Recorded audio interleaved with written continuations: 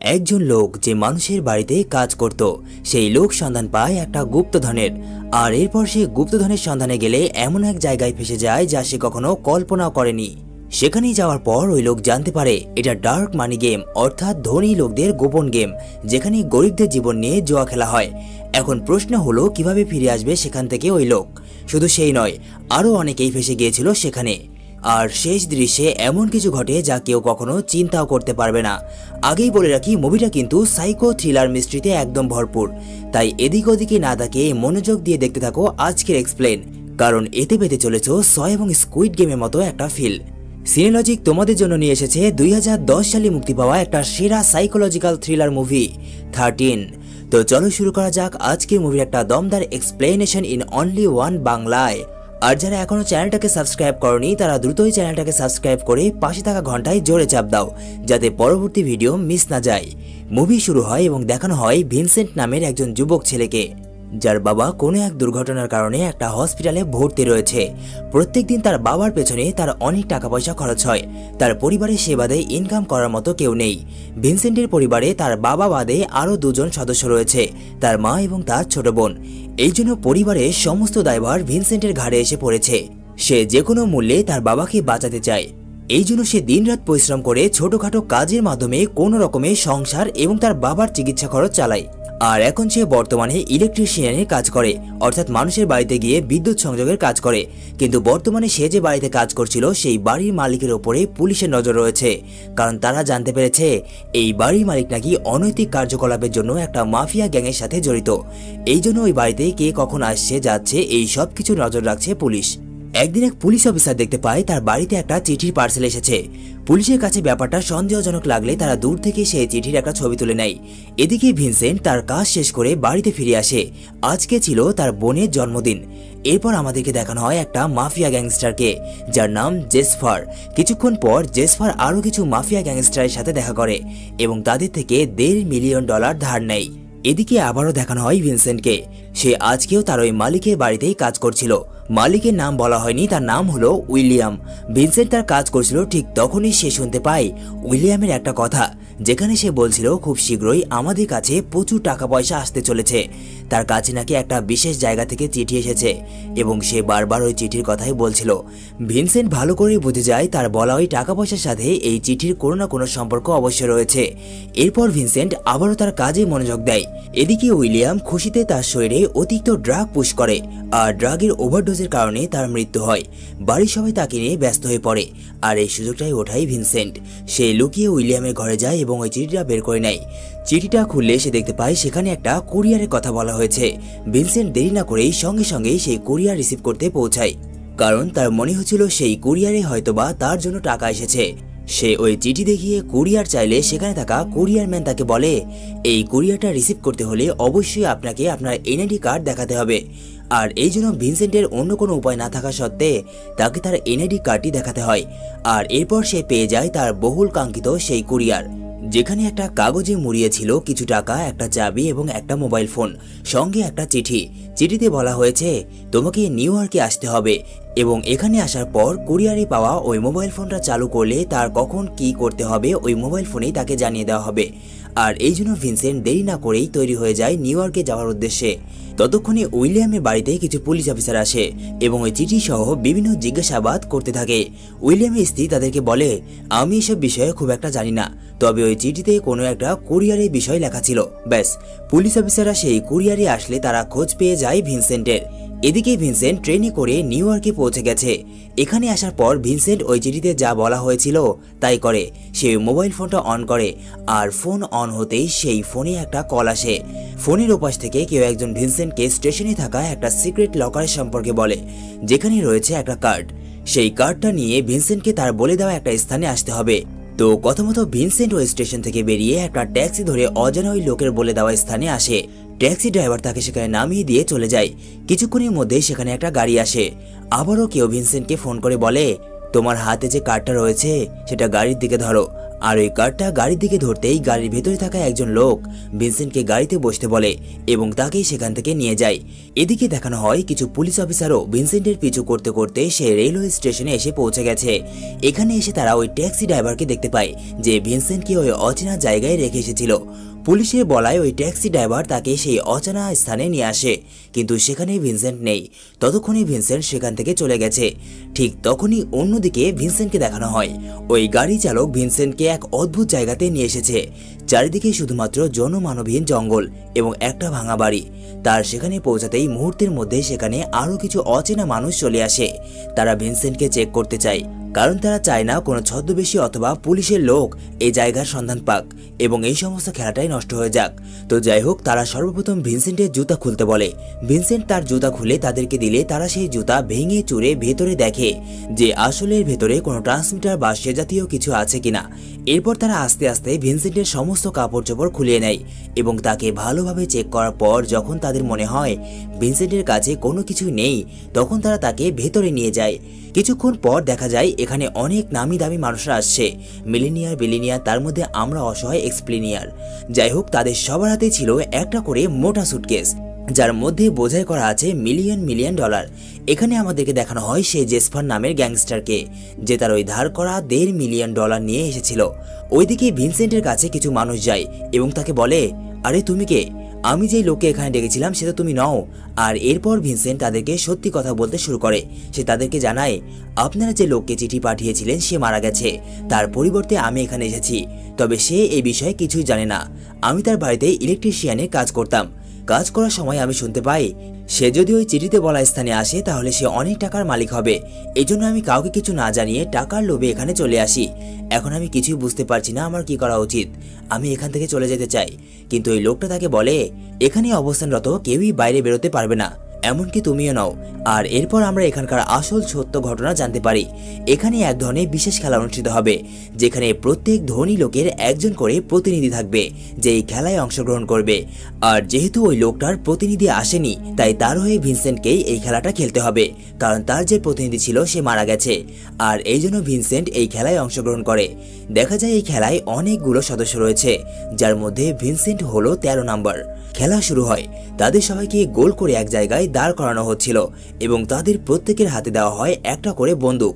খেলার নিয়ম হলো প্রত্যেক বন্দুকে 60টা সিলিন্ডারের মধ্যে একটা সিলিন্ডারে বুলেট রয়েছে, কিন্তু কেউ জানে না কোন সিলিন্ডারে বুলেট রয়েছে। এখন যেটা করতে হবে সেটা হলো প্রত্যেককে সামনে দাঁড়িয়ে থাকা ব্যক্তির ওপরে গুলি তাক করে অপেক্ষা করতে হবে যতক্ষণ পর্যন্ত তাদের ওপরে ঝুলে থাকা লাইটে আলো না জ্বলছে। আর যখনই আলো জ্বলে উঠবে তখনই বুম, পেছনে দাঁড়িয়ে থাকা লোক গুলি চালাবে। ব্যাস, যাদের সিলিন্ডার ফাঁকা তাদের সামনে লোক বেঁচে যাবে, আর যার সিলিন্ডারে বুলেট থাকবে সে পরলোক গমন করবে। এটাই হলো এই খেলার নিয়ম। এখানে থাকা প্রায় লোকই এই খেলায় নতুন, এই জন্য তারা ঘাবড়ে যায়। তাদের মধ্যে একজন ভিনসেন্ট। ভিনসেন্টের অবস্থাও খুব একটা ভালো নয়, তার হাত মুখ ঘেমে একদম লাল হয়ে গেছে। কিছুক্ষণের মধ্যেই ওপরে থাকা লাইটটা জ্বলে ওঠে এবং সঙ্গে সঙ্গেই সেখানে থাকা প্রতিনিধিরা একে অপরের ওপর গুলি চালায়। যাদের ভাগ্য ভালো তারা বেঁচে যায়, আর যাদের ভাগ্য খারাপ তারা মারা যায়। এটি ছিল এই খেলার প্রথম ধাপ, আর প্রথম ধাপেই প্রায় অর্ধেক মানুষ এই গেমে মারা যায়। তো যারা জীবিত বেঁচে গিয়েছিল তাদের মধ্যে একজনের নাম রোনাল্ড, যে ছিল জেসপার অর্থাৎ ওই গ্যাংস্টারের ভাই। এখানে কিছুক্ষণ পর এই গেমের যে ইনস্ট্রাক্টর, মানে যে এই গেম পরিচালনা করে, সে জানতে পারে ভিনসেন্ট এখনো গুলি চালায়নি। এজন্য সেখানে থাকা সব এজেন্টরা তাকে হুমকি ধমকি দেয় এবং গুলি চালাতে বলে, কিন্তু ভিনসেন্ট এর আগে কোনোদিন বন্দুক চালায়নি, এজন্য তার সাহসও নেই। অনেক বলার পরেও যখন সে গুলি চালায় না, তখন এজেন্টরা বলে, তুমি যদি গুলি না চালাও তাহলে আমাদের গুলি চালাতে হবে, যে গুলিতে মরবে তুমি। আর এরকম কথা শুনে ভিনসেন্ট ফাইনালি গুলি চালিয়ে দেয়, কিন্তু সৌভাগ্যবশত সামনের প্লেয়ারটা বেঁচে যায়, কারণ ভিনসেন্টের বন্দুকের সিলিন্ডার ছিল ফাঁকা। খেলার প্রথম ধাপ শেষ হয়। এক পর্যায়ে ভিনসেন্টের অবস্থা খারাপ হয়ে গেলে তার মালিক তাকে রেস্ট করার জন্য সেখান থেকে অন্য একটা রুমে নিয়ে যায়। অন্যদিকে দেখানো হয় আরেকজন প্লেয়ারকে, যে প্রথম ধাপে বেঁচে গিয়েছে। এই লোকটির নাম হলো জেফারসন। জেফারসনের মালিক হলো জিম্মি নামের এই লোকটি।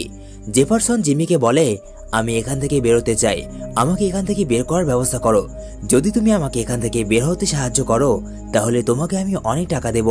জিম্মি জেফারসনের এই ধরনের কথা শুনে তাকে বলে, যদি তোমার কাছে এত টাকায় থাকে তাহলে তুমি এখানে কেন আসলে? জেফারসন বলে, আমি ইচ্ছা করে এখানে আসিনি।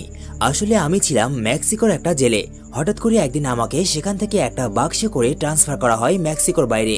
আর যখন আমি চোখ খুলি তখন নিজেকে এখানে দেখতে পাই। কিন্তু জেলে যাওয়ার আগে আমি একটা ব্যাংক লুট করেছিলাম, আর ওই টাকাগুলোই আমার কাছে আছে। সরি, কাছে নেই, সেগুলো আমি লুকিয়ে রেখেছি অন্য একটা জায়গায়।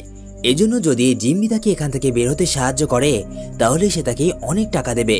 কিন্তু জিম্মি তাকে বলে, তোমার এখান থেকে বের হওয়া আমার হাতে নেই, আমার উপরেও মালিক রয়েছে, তারা কখনোই তোমাকে এখান থেকে বের হতে দেবে না। আর এরপর জেফারসন জিম্মিকে একটা ওয়াদা করতে বলে এবং সে একটা কাগজে তার লুকানো টাকা পয়সার স্থানের একটা নকশা এঁকে জিম্মিকে বলে, যদি আমি এই খেলায় মারা যাই তাহলে এই নকশা অনুসারে ওই টাকাগুলোকে খুঁজে বের করো এবং আমার পরিবার অবধি পৌঁছে দিও। জিম্মি এতে সম্মতি জানায়। অন্যদিকে দেখানো হয় জেসপারকে। এই মুভিতে জেসপারের টুইস্টে ভরা আলাদা একটা গল্প রয়েছে। তো চলো এবার সেটা আলোচনা করি। কিন্তু দুঃখের বিষয় হলো তোমরা 90% সম্পূর্ণ মুভিটা দেখো কিন্তু লাইক বা সাবস্ক্রাইব করো না। এটা কিন্তু আমার জন্য খুবই হতাশাজনক। এজন্যই আমি অনেক সময় ইন্সপিরেশন হারিয়ে ফেলি। তো যাই হোক, তোমাদের কাছে একটাই রিকোয়েস্ট, সেটা হচ্ছে চ্যানেলটাকে সাবস্ক্রাইব করে ভিডিওতে একটা লাইক করে দিও। ব্যাস এতটুকুই। তো চলো আবারও ফেরা যাক এক্সপ্লেইনে। তোমাদেরকে তো আমি আগেই বলেছি রোনাল্ড জেসপারের ভাই। তাহলে ভাই হওয়া সত্ত্বেও জেসপার কেন তার ভাই রোনাল্ডকে এই মৃত্যুর খেলায় রেখেছে? আসলে রোনাল্ডের মাথায় এক ধরনের বিশেষ সমস্যা রয়েছে, এই জন্য তাকে তার পরিবার পাগলাগারোতে রাখতো। ঠিক এই সুযোগটাই ওঠায় জেসপার। জেসপার হলো একজন নির্দয় মানুষ। সে তার ভাইকে পাগলাগারো থেকে ছাড়িয়ে এই গেমটা খেলায়, যাতে করে সে প্রচুর পরিমাণ টাকা ইনকাম করতে পারে। তবে তার ভাই রোনাল্ড আস্তে আস্তে সুস্থ হচ্ছিল, কিন্তু জেসপারের এই ধরনের কর্মকাণ্ড তার মানসিক অবস্থা আরো খারাপ করে দিয়েছে। জেসপারের জন্য রোনাল্ড হলো একটা লাকি পার্সন, কারণ বিগত 3 বার জেসপার তাকে দিয়ে এই গেমটা খেলিয়েছে আর 3 বারই রোনাল্ড জয়লাভ করেছে। এই জন্য জেসপার মনে করে তার ভাই এই খেলায় কখনো হারবে না বা মরে যাবে না, আর এই জন্য সে প্রতিবারই তার ভাইয়ের জীবন বাজি রেখে এই খেলায় অংশগ্রহণ করে। তো এই ছিল জেসপারের ডিটেইলস কাহিনী। পরবর্তীতে জেসপার ওই সকল মানুষের কাছে যায় যাদের প্লেয়ার প্রথম ধাপেই মারা গেছে। সে তাদেরকে বলে, চলো আমরা একটা চুক্তি করি, তোমাদের যেহেতু এখন প্লেয়ার নেই তাই তোমরা চাইলে আমার প্লেয়ারের ওপর টাকা ইনভেস্ট করতে পারো। আমার প্লেয়ার বিগত 3 বার থেকে এখনো অবধি একবারও হারেনি, আর সে হারবেও না, এটা আমি নিশ্চিত। আর টাকা ইনভেস্ট করার পর জিতলে যে টাকা পাওয়া যাবে সেটা আমরা অর্ধেক অর্ধেক ভাগ করে নেব। এটা ছাড়া তোমাদের কাছে অন্য কোনো উপায় আমি দেখছি না, আর এই বিষয়টা আমরা ছাড়া অন্য কেউ জানবেও না। বলো আমার শর্তে কি তোমরা রাজি? ওই লোকদের অন্য কোনো উপায় না থাকায় তারা জেসপারের চুক্তিতে রাজি হয়ে যায়। আবারও শুরু হয় খেলার দ্বিতীয় রাউন্ড। এইবার গুলির সিলিন্ডারে 2টা করে বুলেট ভরা হয়। খেলার নিয়ম আগের মতোই একই। তারা বারবার তাদের বন্দুকের সিলিন্ডার ঘুরিয়ে সামনে থাকা ব্যক্তির দিকে বন্দুক তাক করে এবং লাইট জ্বলতেই আবারও গুলি করা শুরু করে। এবারও ভিনসেন্ট বেঁচে যায়, তার সাথে জেফারসন এবং রোনালদো। তবে ভিনসেন্টের বেঁচে যাওয়ার পেছনে রয়েছে এক আলাদা টুইস্ট। আসলে ভিনসেন্টের পেছনে যে লোকটি দাঁড়িয়ে ছিল তার বন্দুকে গুলি ছিল, কিন্তু সেই গুলি চালানোর আগেই তার পেছনে থাকা লোক তাকে মেরে দেয়। আর এভাবেই এবারের মতো বেঁচে যায় ভিনসেন্ট। খেলার দ্বিতীয় রাউন্ড শেষ হয়। সকল প্লেয়ারদেরকে রেস্টের জন্য আলাদা আলাদা রুমে নিয়ে যাওয়া হচ্ছিল, আর এই সুযোগে প্রত্যেক এজেন্টরা তাদের প্রতিনিধির সাথে দেখা করছিল। এদিকে দেখানো হয় রোনাল্ড এবং জেসপারকে, কিন্তু রোনাল্ড জেসপারের সাথে খুব একটা কথা বলে না। সে চুপচাপ শুধুমাত্র জেসপারের কথা শুনছিল। তাকে দেখে মনে হচ্ছিল সে গভীর চিন্তায় নিমগ্ন। তার চোখে মুখে এবং ভাবভঙ্গিতে এক অদ্ভুত কষ্টের ছাপ স্পষ্ট ছিল, কারণ সে এখন ভালো করে বুঝতে পারছিল যে জেসপার তার সাথে কি করছে। তো যাই হোক, এদিকে আবারও খেলার দ্বিতীয় কিস্তি শুরু হয়। প্রত্যেকবারের মতো এবারও একই নিয়ম, কিন্তু এবার বন্দুকের সিলিন্ডারে দেওয়া হয় 3টা বুলেট। আবারও ঘোরানো হয় বন্দুকের সিলিন্ডার এবং লাইট জ্বলার অপেক্ষা। ব্যাস, লাইট জ্বলতেই আবারও শুরু হয় খেলা। এইবারের খেলায় সমস্ত প্লেয়ার মারা যায়, বেঁচে থাকে শুধুমাত্র 5 জন। তাদের মধ্যে ভিনসেন্ট, জেফারসন এবং দ্য লাকি পার্সন রোনাল্ড বেঁচে যায়। তো নেক্সট রাউন্ড ছিল এই গেমের ফাইনাল খেলা, কিন্তু মজার বিষয় হলো ফাইনাল রাউন্ডে 5 জন নয়, মাত্র 2 জনই খেলতে পারবে। এদেরকে আমরা সৌভাগ্যবান আবার দুর্ভাগ্যবানও বলতে পারি। কারণটা পরে বলছি। যেহেতু এবারের রাউন্ডটা শেষ রাউন্ড, তাই এবারের খেলায় কিছু নতুন নিয়ম দেখা যায়। নিয়মটা হলো 5 জন প্লেয়ারের সামনে একটা টেবিলে 5টা বল রাখা হয়। যে বলগুলো তুলতে হবে প্লেয়ারের মালিকদের। বলগুলোর মধ্যে একটা করে কাগজ রয়েছে, যেগুলোতে কালো রং করা তারা খেলতে পারবে, আর যাদেরটাই সাদা রং করা থাকবে তারা এই খেলা থেকে আউট। তো নিয়ম মতো বেঁচে থাকা 5 জন প্লেয়ারের মালিক 5টা বল তুলে নেয়, যাদের মধ্যে জেফারসন এবং ভিনসেন্টের মালিকের বলের রং কালো ছিল এবং বাকিদের ছিল সাদা। এর মানে সর্বশেষ গেমে বাকিরা অংশগ্রহণ করতে পারবে না এবং ফাইনাল রাউন্ড হবে ভিনসেন্ট এবং রোনাল্ডোর মধ্যে। একথা শুনে বাকি সদস্যরা খুশিতে আত্মহারা হয়ে যায় এবং বাড়িতে যাওয়ার প্রস্তুতি নেয়। কিন্তু তাদের মালিকেরা ছিল অসন্তুষ্ট, কারণ তারা যে টাকাগুলো এই গেমে ইনভেস্ট করেছিল তার সম্পূর্ণটাই বাজেয়াপ্ত হয়েছে। কিছুক্ষণ পর জেফারসনের ঘরে তার মালিক জিম্মি আসে।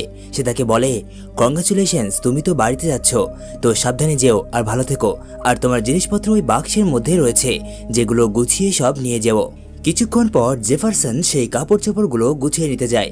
ঠিক তখনই পেছন থেকে জিম্মি তার গলায় একটা ফাঁস দিয়ে তাকে মেরে ফেলার চেষ্টা করে, কিন্তু সৌভাগ্যবশত সেই সময় সেখানে একজন লোক চলে আসে এবং সে জিম্মিকে আটকে দেয় এবং বলে, তুমি কোনো প্লেয়ারের ক্ষতি করতে পারবে না, এটা এখানকার নিয়ম। আর এই জন্য জিম্মি জেফারসনকে আর মারতে পারে না এবং জেফারসন এবারের মতো বেঁচে যায়। তখন ওই লোক জিম্মিকে জিজ্ঞাসা করে, আসলে তুমি তাকে মারতে কেন চাচ্ছ? জেফারসন ওই লোককে বলে, আসলে সে আমাকে এই কাগজটার জন্য মারতে চাচ্ছে, কারণ আমি তাকে বলেছিলাম একটা জায়গায় আমি অনেক টাকা পয়সা লুকিয়ে রেখেছি, আর ওই জায়গার নকশা এই কাগজে এঁকে রেখেছি। এই কাগজটা নেওয়ার জন্যই সে আমাকে মারতে চায়। কিন্তু এই সম্পূর্ণটাই ছিল মিথ্যা। জিম্মি এইসব কথা শুনে সেখান থেকে পল্টি মারে, মানে চলে যায়, এবং ওই লোকটাও কিছুক্ষণ পর সেখান থেকে চলে যায়। আর এরপর আমরা দেখতে পাই জেফারসন যে কথাগুলো বলল সেগুলো মিথ্যা নয়, সমস্তটাই ছিল সত্যি। তাদের চলে যাওয়ার পর সে তার পকেট থেকে আরও একটা কাগজ বের করে, যেটাতে ছিল ওই আসল নকশা। এরপর সে ওই কাগজে আগুন ধরিয়ে পুড়িয়ে দেয়, যাতে আর কেউ জানতে না পারে যে এই বিষয়গুলো সত্যি ছিল। এদিকে দেখানো হয় ওই খেলার মঞ্চকে, যেখানে হেরে যাওয়া সকল মানুষ জেফারসন অর্থাৎ রোনাল্ডোর ওপর টাকা ইনভেস্ট করতে চায়, কারণ রোনাল্ডো এখন পর্যন্ত একটা খেলাতেও হারেনি, আর সে এই খেলাটা তিনবার খেলেছে। অন্যদিকে ভিনসেন্ট এই খেলায় নতুন এবং তার চোখে মুখে কেমন যেন একটা ভয়ের ছাপ ছিল। তবুও কিছু লোক ভিনসেন্টের ওপর টাকা ইনভেস্ট করতে চায়, আর এই জন্য অনেক লোকই ভিনসেন্টের ওপর টাকা ইনভেস্ট করে। কিছুক্ষণ পর জেসপার রোনাল্ডোর কাছে আসে, কিন্তু এবার রোনাল্ডো তার উপর ক্ষিপ্ত ছিল। সে তাকে বলে, তোমার তো শুধুমাত্র টাকা চাই, তুমি টাকা ছাড়া অন্ধ, কিন্তু কান খুলে শুনে রাখো, এটাই হবে আমার শেষ খেলা। এই খেলাটা জেতার পর আমি আর এই খেলায় অংশগ্রহণ করব না। জেতার পর সমস্ত টাকা পয়সা অর্ধেক ভাগ হবে, যার অর্ধেক আমি নিয়ে এখান থেকে অনেক দূরে চলে যাব, আর কখনো তোমাদের কাছে ফিরে আসবো না। একথা বলার পর রোনাল্ড সেখান থেকে উঠে চলে যায়। এরপর শুরু হয় এই খেলার ফাইনাল রাউন্ড। রোনাল্ড এবং ভিনসেন্টকে মুখোমুখি করানো হয়, কিন্তু ভিনসেন্টকে কেমন যেন অন্যরকম দেখাচ্ছিল। তার চোখে মুখে ছিল এক অদ্ভুত জেদ, মনে হচ্ছিল সেই খেলা জিতেই ছাড়বে। কিছুক্ষণের মধ্যেই খেলা শুরু হয়। এইবার তাদের বন্দুকের সিলিন্ডারে 4টা বুলেট দেওয়া হয়েছে। তারা রেডি হয় একে অপরকে শুট করার জন্য এবং অপেক্ষা করতে থাকে লাইটটা জ্বলার। কিছুক্ষণের মধ্যে লাইটটা জ্বলে ওঠে এবং দুজনেই বন্দুক চালায়, কিন্তু দেখা যায় দুজনের বন্দুকের সিলিন্ডার ফাঁকা। দুজনেই এবারের মতো বেঁচে যায়। দ্বিতীয়বার আবার লাইট জ্বলে ওঠে, এবারও সিলিন্ডার ফাঁকা। এই জন্য গেমটা এখানে ড্র হয়ে যায়, মানে 5 মিনিটের জন্য বিরতিতে যায়। 5 মিনিট পর আবারও শুরু হয় খেলা। তাদের দুজনের হাতেই আবারও বন্দুক দেওয়া হয় এবং তারা দুজন আবারও দুজনের দিকেই বন্দুক তাক করে, আর লাইট জ্বলতেই দুজন দুজনের দিকে শুট করে। এবার একজনের বন্দুক থেকে গুলি বাড়ায়, সেটা হচ্ছে ভিনসেন্টের। ব্যাস, বন্দুকের বুলেট রোনাল্ডোর মাথা ফুটো হয়ে বেরিয়ে যায়। আর এই দৃশ্যটা দেখে জেসপার একদম হতবাক হয়ে সামনের দিকে তাকিয়ে থাকে। জেসপার একদম ভেঙে পড়েছিল। তার প্রথমবার মনে হয় সে তার জীবনে অনেক বড় একটা জিনিস হারিয়ে ফেলল। তার সর্বদাই মনে হতো তার ভাই এই খেলায় মরবে না, কিন্তু আজকে সবকিছু একদম উল্টো পাল্টা হয়ে গেল। তার মনে হচ্ছিল তার জন্যই তার ভাই মারা গেল। তার মাথা একদম গরম হয়ে যায়। সে এখান থেকে দ্রুত বেরিয়ে চলে যায়। আর এখন যেহেতু ভিনসেন্ট এই খেলাটা জিতে গেছে, তাই সে এখন চাইলেই বাড়িতে ফিরে যেতে পারবে। কিন্তু ফিরে যাওয়ার আগে সে এখান থেকে অনেকগুলো টাকা পাবে, যে টাকাগুলো পেলে তার জীবনে আর কোনো দুঃখ কষ্ট থাকবে না এবং তার পরিবারকে খুব ভালোভাবেই চালাতে পারবে। তো সেখানকার অনার ভিনসেন্টকে প্রচুর পরিমাণ টাকা দেয়। ভিনসেন্ট সেই টাকাগুলো নিয়ে তার মালিকের সাথে দেখা করে। তারা তাকে বলে, তুমি চিন্তা করো না, আমরা তোমাকে বাড়ি অবধি পৌঁছে দেব, এখানেই বসে অপেক্ষা করো, আমরা কিছুক্ষণের মধ্যেই ফিরে আসছি। কিন্তু ভিনসেন্ট কারো উপরেই ভরসা করতে পারে না, কারণ এখানে সবারই টাকার ব্যাপক লোভ। কারো উপর বিশ্বাস করা মানে জীবন শেষ। এই জন্য ভিনসেন্ট সেখান থেকে লুকিয়ে চলে যায় এবং পৌঁছায় রেলওয়ে স্টেশনে। ভিনসেন্ট রেলওয়ে স্টেশনে বসেছিল। এরই মধ্যে সেখানে ওই ট্যাক্সি ড্রাইভার ভিনসেন্টকে দেখা মাত্রই পুলিশকে ফোন করে জানিয়ে দেয়। কিছুক্ষণের মধ্যেই রেলওয়ে স্টেশনে পুলিশ চলে আসে। ভাগ্য ভালো ভিনসেন্ট সেই পুলিশ এবং এই ট্যাক্সি ড্রাইভারকে বাইরে দেখে নেয়। ভিনসেন্ট ভালো করেই জানতো এই পুলিশগুলো তাকেই ধরতে আসছে। সে তাদেরকে দেখা মাত্রই রেলওয়ে স্টেশনের অন্য পাশ দিয়ে বেরোনোর চেষ্টা করে, কিন্তু সেই দরজা বন্ধ ছিল। তার মাথা কাজ করা বন্ধ করে দেয়। সে যদি পুলিশের হাতে ধরা পড়ে তাহলে এই টাকাগুলো সে তার বাড়ি অবধি পৌঁছাতে পারবে না। এই জন্য সে একটা বুদ্ধি খাটায়। সে ওই টাকাগুলোকে সেখানে থাকা ডাস্টবিনের মধ্যে লুকিয়ে রাখে এবং আবারও রেলওয়ে স্টেশনের মধ্যে গিয়ে বসে যায়। তো সাধারণভাবে পুলিশ তাকে দেখা মাত্রই ধরে ফেলে এবং নিয়ে যায় পুলিশ স্টেশনে। এখানে নিয়ে আসার পর পুলিশ তাকে বিভিন্ন প্রশ্ন জিজ্ঞাসাবাদ করে। তারা তাকে বলে, ওই টাকাগুলো কোথায়? ভিনসেন্ট বলে, কোন টাকা? উত্তরে পুলিশগুলো জানায়, আমাদেরকে বলদ পেয়েছো নাকি? আমরা খুব ভালো করেই জানি তুমি ওই মানি গেম খেলতে গিয়েছিলে এবং সেখানে প্রচুর পরিমাণ টাকার লেনদেন হয়, আর তুমি সেখান থেকে জীবিত বেঁচে ফিরে এসেছো, এর মানে তোমার কাছে অনেকগুলো টাকা আছে। ভিনসেন্ট তাদেরকে বলে, আমি সেখানে টাকার জন্যই গিয়েছিলাম, কিন্তু যখন তারা বুঝতে পারে যে আমি ওই লোক নই যাকে তারা ইনভাইট করেছিল, তখন তারা আমাকে সন্দেহ করে, মনে করে পুলিশ আমাকে এখানে পাঠিয়েছে। তখন তারা আমাকে মারতে আসে, কিন্তু সুযোগ বুঝে আমি সেখান থেকে পালিয়ে আসি এবং রাতভর লুকিয়ে থাকার পর সকালে রেলওয়ে স্টেশনে এসে পৌঁছাই। ভিনসেন্টের এসব কথা শোনার পর পুলিশ অফিসার তাকে বলে, তুমি কি আমাদের ওই স্থানে নিয়ে যেতে পারবে যেখানে খেলাটা হচ্ছিল? ভিনসেন্ট সরাসরি না বলে দেয়। কারণ হিসেবে সে জানায়, যখন তারা তাকে সেখানে নিয়ে যাচ্ছিল তখন তার চোখে কালো কাপড় বেঁধে দিয়েছিল, এই জন্য সে কোনো কিছুই দেখতে পায়নি। তাকে কোন রাস্তা দিয়ে নিয়ে গেছিল এবং কোথায় নিয়ে গেছিল, আর পালিয়ে আসার সময় ছিল অন্ধকার, তাই সে কোনোভাবেই তাদেরকে সাহায্য করতে পারবে না। আর এখন যেহেতু পুলিশের কাছে ভিনসেন্টের বিরুদ্ধে কোনো প্রমাণ নেই, তাই তারা তাকে ছেড়ে দিতে বাধ্য হয়। ছাড়া পাওয়া মাত্রই ভিনসেন্ট দৌড়াতে দৌড়াতে সে রেলওয়ে স্টেশনে আসে এবং ডাস্টবিনে গিয়ে তার রাখা ওই টাকাগুলো খুঁজতে থাকে, কিন্তু টাকা ডাস্টবিনে ছিল না। ভিনসেন্ট একদম পাগলের মতো হয়ে যায় এবং চারিদিকে তন্ন তন্ন করে টাকাগুলো খুঁজতে থাকে। এরই মধ্যে ভিনসেন্টের নজরে পড়ে বাইরে জমা রাখা ময়লা আবর্জনার দিকে। এগুলো দেখা মাত্রই ভিনসেন্ট সমস্ত আবর্জনার ব্যাগ চেক করতে শুরু করে এবং এক পর্যায়ে গিয়ে সে ফাইনালি পেয়ে যায় ওই টাকার ব্যাগটা। আর এখন ভিনসেন্ট কোনো ধরনের রিস্ক নিতে চায় না, এজন্য সে ওই সমস্ত টাকাগুলোকে একটা প্যাকেটে ভরে এবং ওই সমস্ত টাকাগুলো কুরিয়ারের মাধ্যমে তার বাড়িতে পৌঁছে দেওয়ার ব্যবস্থা করে।